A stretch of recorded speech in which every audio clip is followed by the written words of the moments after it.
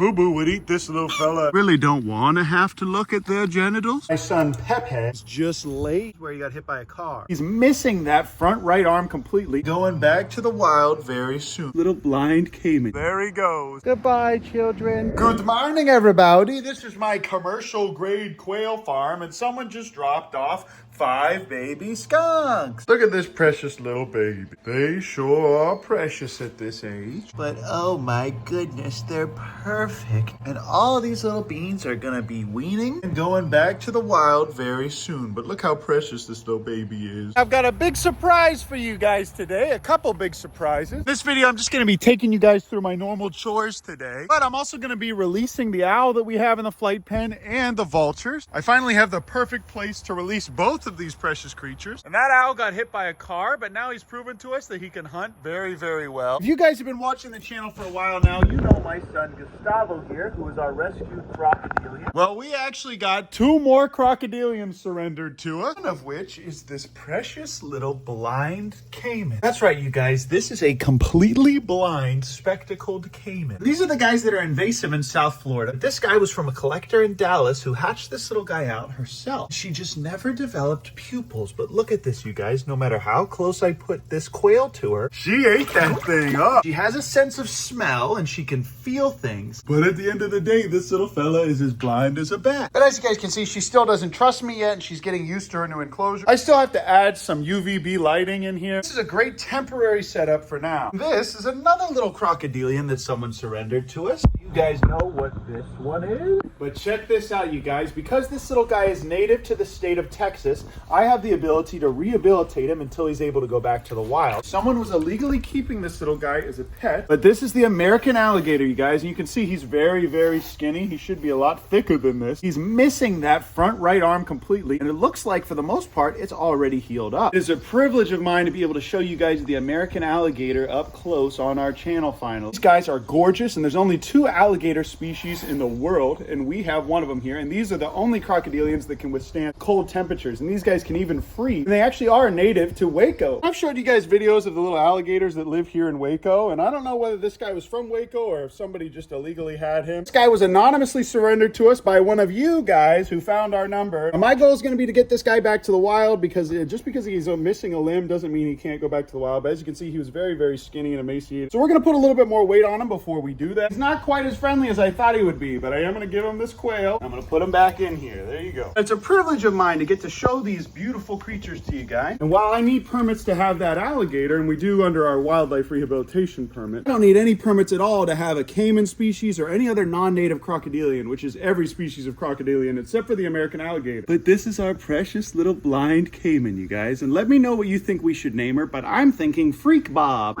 And this little guy can get up to 8 feet long, so we're going to take very, very good care of her. But now we have 4 species of crocodilians here, and these guys could all go outside because it's still nice and warm here this time of year. What's crazy is I could own a 20-foot saltwater crocodile with no permits at all in the state of Texas. But unless I'm a wildlife rehabber or a gator farmer, I cannot have an American alligator. And before I finally release these creatures, I've got some food to give the cappies for you guys. All right, everybody, this is what the capybara setup looks like nowadays. I refilled all their waters last night, so it's still really nice. And this is what the baby cappies' poos look like. They're starting to look just like their parents' poo. But every now and then I give these guys some fruits to supplement their vitamin C. As you can see, these guys are starting to get a little bit bigger, and they're getting more defined features. So pretty soon I'll be able to tell which ones are boys and which ones are girls. Because honestly, I have no idea. And also, look at this watermelon, you guys. It's yellow. I do think that this one might be a boy because of its nose. You see that, guy? As long as I sit out here with them when I'm feeding them and scratch them and their parents, they usually trust me pretty quickly, and then they'll let me start to scratch them, just like their parents used to do when they were little babies. Also, to those of you that were curious, I'm pretty sure all of these little babies that we have here are Sylvester's children. So this is Kumala, our male. You guys remember, he got beat up by his brother, and his brother had full access to these precious little females. Also, look at this one, you guys. This one's super friendly. Some of them I think are just a bit more naturally friendly than the others. guys. Look at this little fella. I never bottle fed this fella, and he still comes right up to me to sniff me. But look how sweet and precious they all are. And if you guys know the difference between the males and the females at this age, please let me know in the comments. Really don't want to have to look at their genitals, but I'm sure not opposed to doing so. But look at how they just come up to me and sniff me now, guys. And I didn't have to bottle feed them or do anything to get this. The only one that doesn't come up to me like this is this little guy. And that's because he was all by himself over by the pond. I don't know how he even survived for 4 days by himself over there, but he did. Now all these guys are growing and gaining weight at a very healthy and good rate. But I'm gonna throw some of this over to Gort. And I really don't know, you guys, if one of these babies is Gort's or not. But at the end of the day, all these babies are now okay with going over to her side. And I've even seen them all come over here and nurse on her at one point or other. I just gave her that fruit. She doesn't poop in this water for some reason, which is awesome. But she does poop in this water, so I have to refill this. And I have this one out here just for the baby, because the babies can walk through the fence whenever they want. Karen and her daughters are very sweet and friendly, while Kevin and his son are holding down the nest. You guys can see the grass is very healthy, and this is all good food for them. And I think Kevin's son is the only one sitting on viable egg. You guys can see that yellow egg there was just laid. I'll show you this real quick. Kevin probably isn't even sitting on it. Yep, nothing. But for some reason, he still goes broody and sits next to his son for hours at a time. But ultimately, these guys do make a lovely little family. And this peacock that someone brought in with a broken leg is just living with them for some reason. Check this out, you guys. Every day, Patrick gets a little bit more dark and beautiful. And he's starting to look like an actual black buck antelope. And because this guy has been through so much in the last year, we might just be getting him a little girlfriend. But if any of you guys know somebody that has one that doesn't stink, please let me know. Now that it's the fall, everything's starting to look a lot more green and beautiful here. It's basically like a second spring here in Texas. Check this out, you guys. All the sticks and things that I bring in here for Bevo, he just makes into a pile over here. These are the last 2 whistling ducks that we have left, and I think that they're different genders, which is pretty neat. And we rescue them from tons of different clutches. We actually just got another baby yesterday. So these 2 might hang out here as mates. And I also am totally unable to catch them. I've tried a million times and I can't do it. But because it's also like the second spring here in the fall, Garbanzo Beans is also getting aggressive and cringe like he usually is. We're getting a little bit more rain, so there's more water in the pond.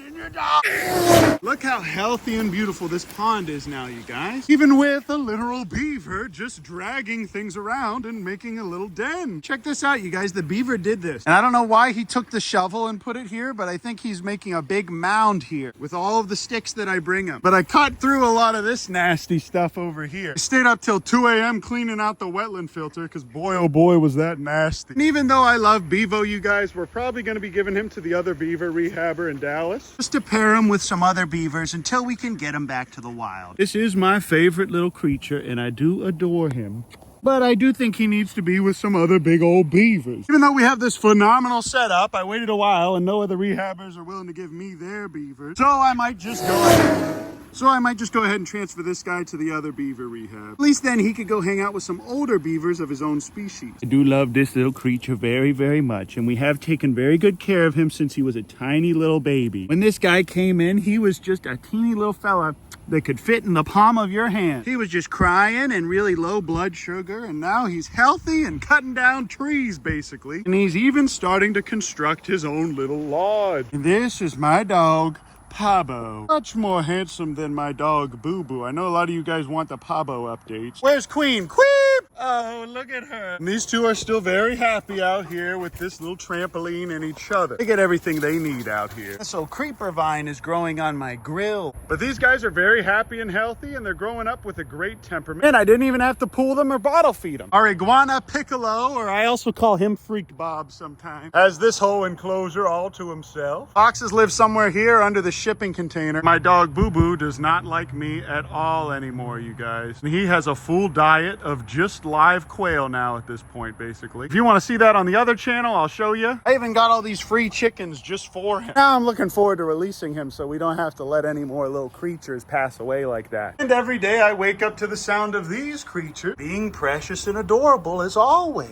And I also be feeding these guys a lot of lettuce. But now that it's getting colder, I'm creating an outdoor enclosure on the new property for these guys so they can run around and be wild prairie dogs. I also want to make sure that they're safe from Ariel and other predators, because Boo Boo would eat this little fella in a heartbeat. Oh, that was his little Yahoo. He counts his first Yahoo. Oh my God. goodness, look at him. And I can't forget to show you this guy. This is my son, Pepe. Just from poking him, you guys, I think he's still digesting his last meal. Okay, go ahead, leave that there on your nose. Oop, you dropped it. But this little girl needs extra special care, and I basically need to hand feed her until she gets a little bit older and used to her enclosure. All right, everybody, the time has come. I just caught the vultures, and now I have to catch this little barred owl. He has been very good at hunting these little quail that are in here. He's definitely ready to be released. I don't want him eating all Boo Boo's quail anymore. All right, everybody, here we are, Cameron Park, and there's a vulture right there. This precious barred owl is actually from Cameron Park. This is where he got hit by a car. All right, everybody, here we are, Vulture City. So basically, every time I've tried to release these guys, they either just fly right back to my house and they go,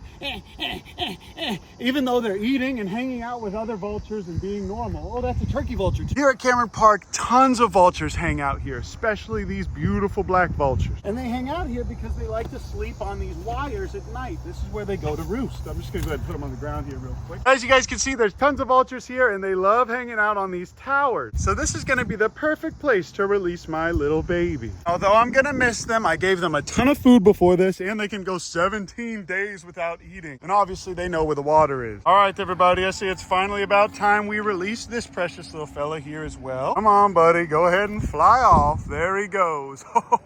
In the woods of Cameron Park, there's infinite food for him to hunt. And every now and then I'll come by here and leave a ton of food for them, but these guys know how to leave and get food on their own. They're vultures. It's literally just programmed into them. But at the end of the day, they really love me because I'm their mama. And it's normal for these guys to hang out with their parents for about a year after they fledge. And hopefully these guys don't find my home from here. But if they do, we'll just keep releasing them over and over again until we find a good spot. But they're going to be just fine here. And if they could fly to the apartment complex about 2 miles away from my house, holy moly, look at the size of that soft-shell turtle, you guys. Oh my gosh. What do you think of that, little guy? Look at that, you guys. That is a massive soft-shell turtle. But they're already climbing up on the towers. Goodbye, children. Now I'm running out of here because I do not want them to follow me home. And I've showed you guys before, I've already seen my vultures flying about a mile high in the sky over our property. These guys are going to be just fine here. And check this out, you guys. Look how many there are on just that tower alone.